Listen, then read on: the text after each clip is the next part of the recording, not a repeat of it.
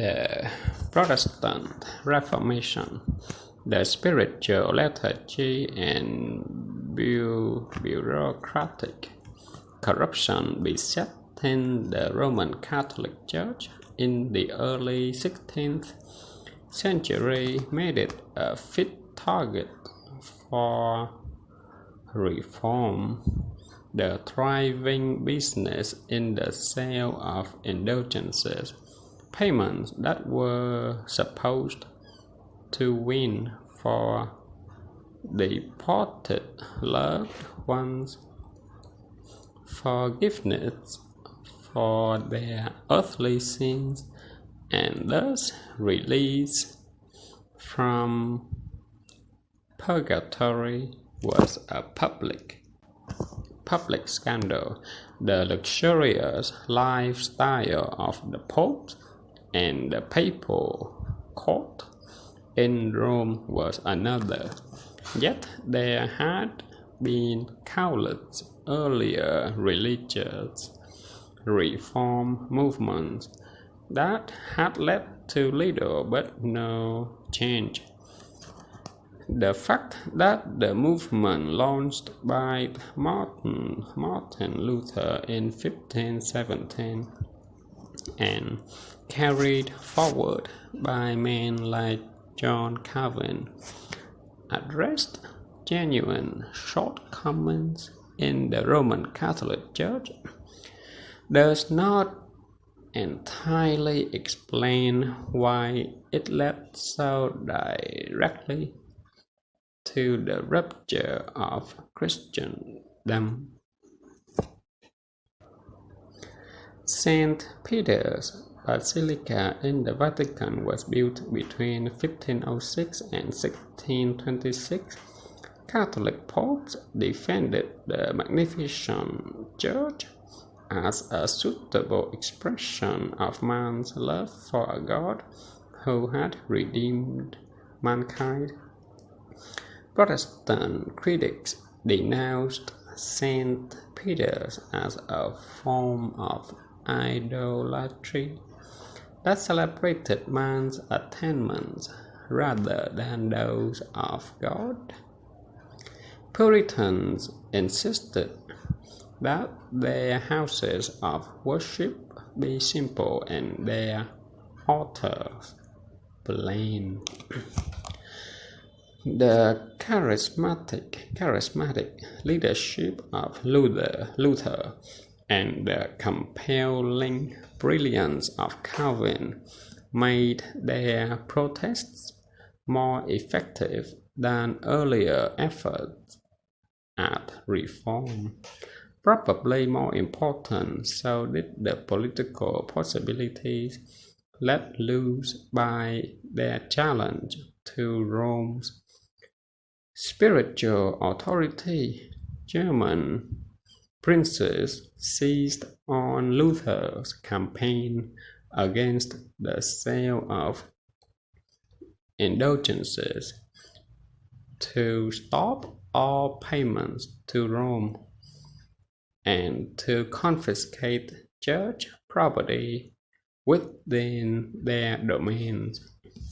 Swiss cities like Geneva, where Calvin took up residence in 1536, and Zurich joined the Protestant revolt for spiritual reasons, but also to establish their political independence from Catholic kings.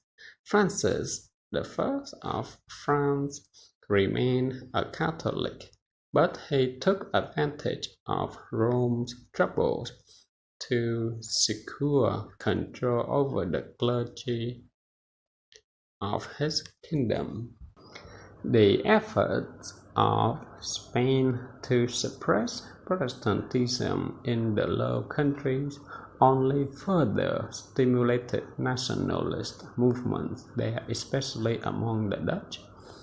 The decision of Henry VIII of England in 1534 to break with Rome was at bottom, a political one, the refusal of Pope Clement VII to agree to an annulment of Henry's marriage of 20 years to Catherine of Aragon, the daughter of Ferdinand and Isabella, provided the occasion. Catherine had given birth to 6 children, but only a daughter. Mary survived childhood. Henry was without a male heir. By repudiating the Pope's spiritual authority and declaring himself head of the English Anglican Church, Henry freed himself to divorce Catherine and to marry whomever and however often he saw fit. By the time of his death, 5 wives and 13 years later, England had become a Protestant nation. More important for our story, the dominant character of the future English colonies in America had also been determined. The growing political and religious conflict had economic overtones. Modern students have explored the theory that the merchant classes were attracted to Protestantism because the Catholic Church, preaching outdated concepts like just price and frowning on the accumulation of wealth as an end in itself, stifled their acquisitiveness. Few merchants were more devoted to the quest for riches than the Italians, yet they remained loyal Catholics. So did the world merchants of Flanders, among the most important in all Europe.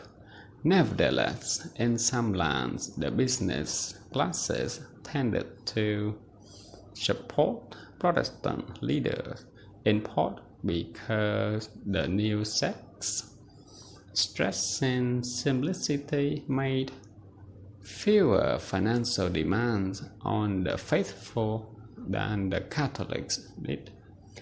As the commercial classes rose to positions of influence, England, France, and the United Provinces of New Netherlands experienced a flowering of trade and industry.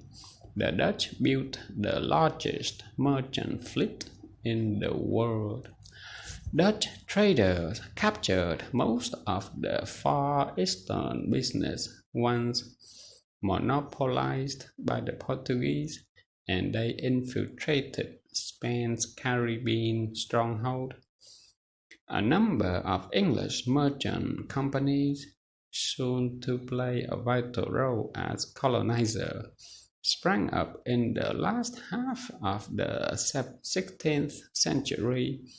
These joint stock companies, ancestors of the modern corporation, enabled groups of investors to pool their capital and limit their individual responsibility to the sums actually invested.